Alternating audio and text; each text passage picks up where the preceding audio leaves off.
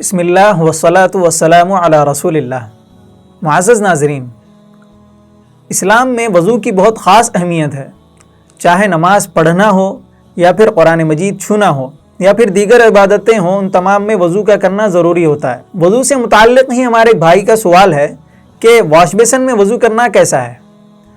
تو اس کا جواب جاننے سے پہلے زاد مسلم شریعہ ہیلپ لائن کی جانب سے آپ لوگوں کے مختلف سوالات کے جوابات دیے جا رہے ہیں۔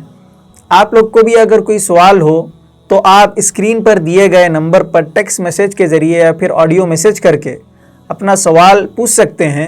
آپ کو بھی انشاءاللہ جلد ہی جواب دینے کی کوشش کی جائے گی۔ تو واش بیسن میں وضو کرنا کیسا ہے؟ اس کا جواب جاننے سے پہلے ہم وضو کے چند آداب گنا لیں گے۔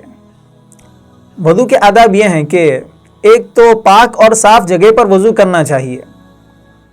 دوسرا یہ کہ اونچی جگہ پر وضو کریں، جس طرح عام طور پر مساجد میں نل کے سامنے جو جگہ ہوتی ہے وہ ذرا اونچی ہوتی ہے، یا پھر اگر ہم گھر میں وضو کرتے ہیں تو اسٹول پر یا پھر چوکی پر جو ہے وضو کرتے ہیں، اونچی جگہ پر وضو کرنا چاہیے۔ تیسرا یہ کہ قبلے کی طرف منہ کر کے قبلہ رخ ہو کر وضو کرنا چاہیے۔ چوتھا یہ کہ مسنون جو احادیث میں دعائیں بتلائی گئی ہیں وضو کی، ان کو پڑھنا چاہیے اول اور آخر۔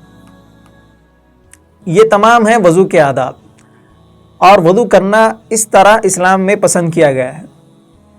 اگر آپ کو اس طرح وضو کرنا میسر نہ ہو، آپ کو ان چیزوں میں سے کوئی چیز میسر نہ ہو، تو پھر آپ واش بیسن میں وضو کر سکتے ہیں۔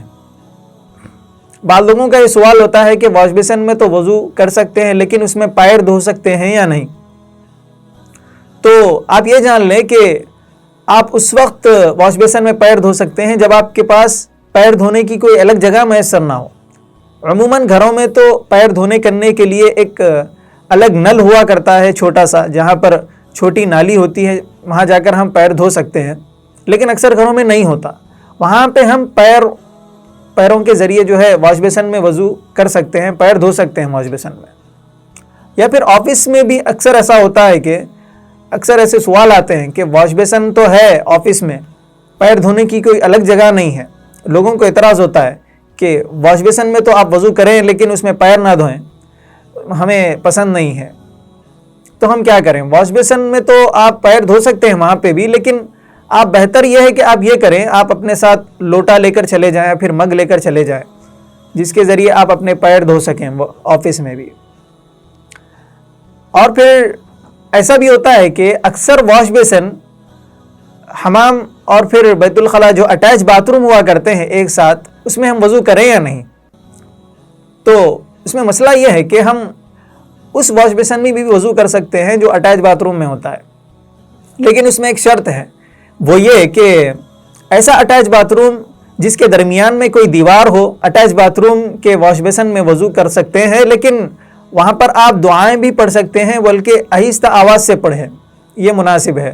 اور ایسا اٹیچ باتھ روم ہے جس کے درمیان میں کوئی دیوار نہیں ہے، کوئی حائل نہیں ہے درمیان میں، تو ہم وہاں پر کیا کریں؟ تو ایسے اٹیچ باتھ روم کے واش بیسن میں تو ہم وضو کر سکتے ہیں، لیکن بہتر یہ ہے کہ ہم اس میں مسنون دعائیں اور اذکار نہ پڑھیں آواز سے، بلکہ ہو سکے تو دل ہی دل میں پڑھ لیں یا پھر خاموش ہی رہیں۔ اللہ رب العزت ہم تمام کو اسلام کی صحیح رہنمائی عطا فرمائے، آمین یا رب العالمین۔